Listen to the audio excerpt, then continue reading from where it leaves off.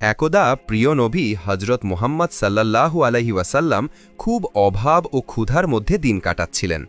তাই তিনি কিছু খাবারের আশায় রাস্তা দিয়ে হেঁটে যাচ্ছিলেন। তিনি যেই রাস্তা দিয়ে হেঁটে যাচ্ছিলেন সেই রাস্তার পাশেই ছিল একজন ইহুদির একটি বিশাল খেজুরের বাগান। আর সেই বাগানের কাছে একটা বড় সাইনবোর্ড ছিল, আর সেখানে লেখা ছিল, ইহুদির খেজুরের বাগানে পানি দাও এবং বিনিময়ে খেজুর পাও।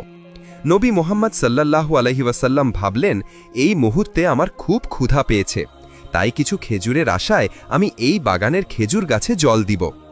অতঃপর তিনি সোজা সেই ইহুদির বাড়িতে গেলেন এবং বললেন, হে ইহুদি, আমি তোমার খেজুরের বাগানে কাজ করতে চাই, আমার খেজুর দরকার, তুমি কি আমাকে কাজ দেবে?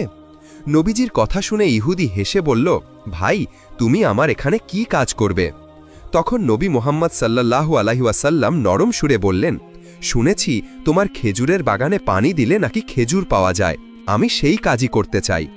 তখন ইহুদি চতুরতার সাথে হাসল এবং বলল, আরে, সেই কাজ সহজ নয়, দেখো দূরে ওই যে কুয়াটা আছে, তার পানি অনেক নিচে, সেখান থেকে পানি তোলা খুব কঠিন, তুমি কি পারবে?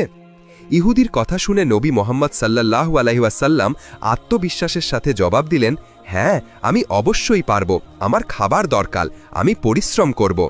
তখন ইহুদি মনে মনে ভাবতে লাগল, এই লোকটি তো পানি তুলতেই পারবে না, কেননা একে একটা সুযোগ দিই। অতঃপর সে বাড়ি থেকে একটি পুরনো পচা দড়িওয়ালা বালতি আনল এবং নবী মুহাম্মদ সাল্লাল্লাহু আলাইহি ওয়াসাল্লামের হাতে দিল। নবী মুহাম্মদ সাল্লাল্লাহু আলাইহি ওয়াসাল্লাম সেই বালতি নিয়ে কুয়ার কাছে গেলেন এবং আল্লাহর নাম নিয়ে বালতি কুয়ায় ফেললেন। তিনি যেই দড়ি টানলেন তখনই দড়ি ছিঁড়ে গেল এবং বালতি কুয়ার মধ্যে পড়ে গেল।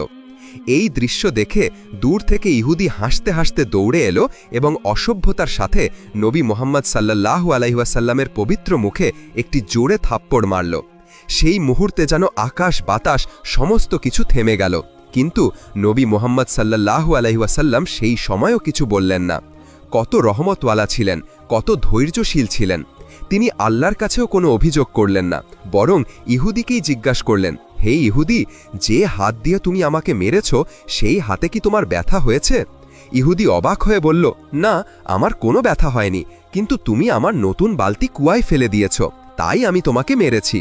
ইহুদির কথা শুনে নবী মুহাম্মদ সাল্লাল্লাহু আলাইহি ওয়াসাল্লাম নরম সুরে বললেন, ঠিক আছে, আমি নিজেই তোমার বালতি কুয়া থেকে তুলব এবং পানি ভরে তোমার বাগানে দেব, শুধু তুমি আমাকে আমার হক দিয়ে দিও।